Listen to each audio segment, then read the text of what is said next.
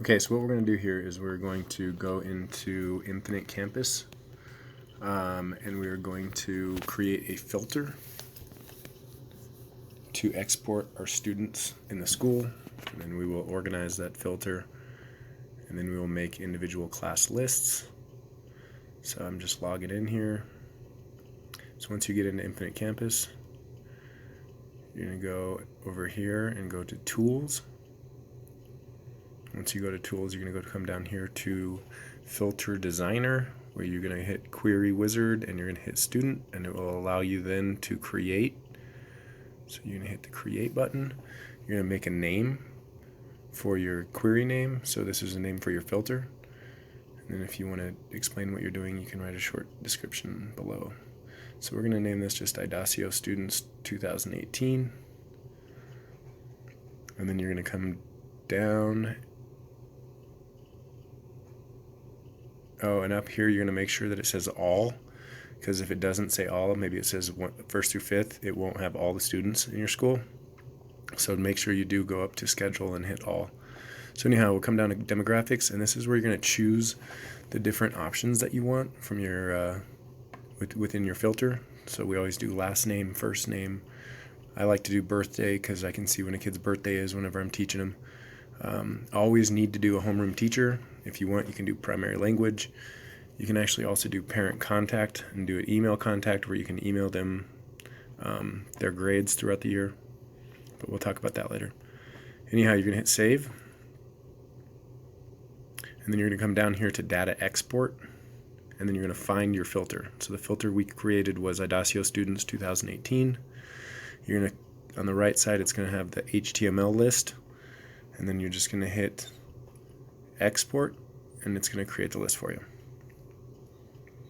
Might take a second, but once it does create the list, we're going to highlight everything, and when we do, make sure you highlight the top tabs. So student last name, student first name, student birth date, student homeroom teacher. That's very important that those tabs are highlighted.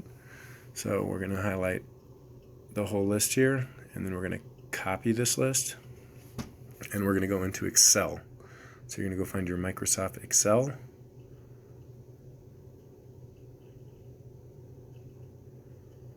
And you're going to paste by right-clicking, just going down to paste.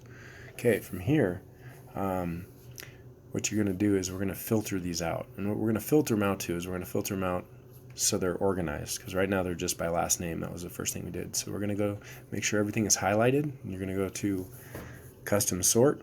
You're going to add levels, and the first level is going to be homeroom teacher. So that's going to be the first thing that's going to be grouped, and then we'll go into, I like to personally do last name first and then first name last. Then you can just hit OK. And now it organizes everything. So once you've got all your list organized, you're going to highlight the first class. I'm sorry, right here I'm creating a folder. Which is on my desktop, but sometimes it pops up behind this. Anyhow, this is a little hiccup here. I'd done this earlier, so I'm doing a voiceover now, so it's a little different. So anyway, here's this folder. I'm going to create the class lists, so I'm just going to put class lists. And of course, I didn't realize I already had a 2018, so I've got to create a different name. That was the one I actually used this year, so I'm just trying to show people how to do this. So class list, we're going to put 2019. All right, so we come back up here. We're going to highlight the tabs, and you're going to highlight the first class. So I'm just going to look over the teacher, and I'm going to go down to Airy, where it goes to the bottom, and highlight that whole class, right-click, copy, and then I'm going to open up another Excel. Open it up, copy and paste that, and then we go to Save As, and always go to Save As, so you can rewrite the names, because we're going to do a little trick here and make it easy. So I'm going to put Airy 5th grade. We're going to go to desktop. I'm going to go find that class list, or that folder that I created. Class list 2019, open that up, and then I save. So from here, I can actually just delete all the kids in Airy's class, but I need to keep the tabs. So that's what I'm going to do here. I'm going to highlight all just the kids. We're going to delete delete this whole class, and we're going to keep this open because we're going to resave this file many times with all the different classes that we highlight. So I'm going to go into here and I'm going to actually erase all of Aries Kids, so it kind of keeps me organized when I'm trying to find the next class I have to copy. So delete, and then I'm going to go down to the next class, which is Mr. Bolden's class. This is one of my DLC classes. That's why it's not a huge class.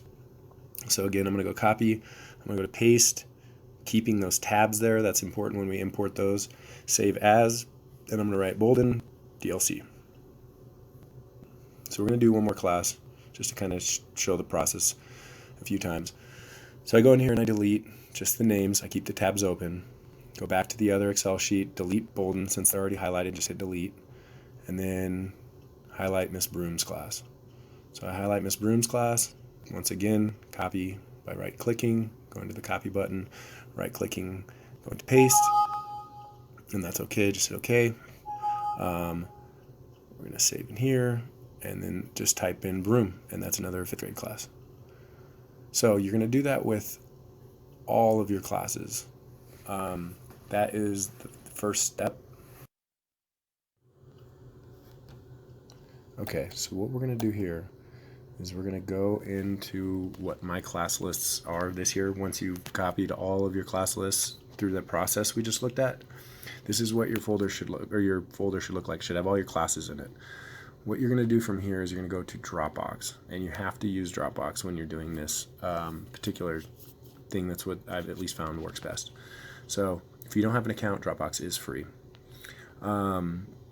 All you need to do is once you go into Dropbox is you need to drop your class list by just simply dragging the folder into Dropbox, and then it'll just copy everything over. So I've already done that, and that's what this 2018 list looked like, but that's how you drag it.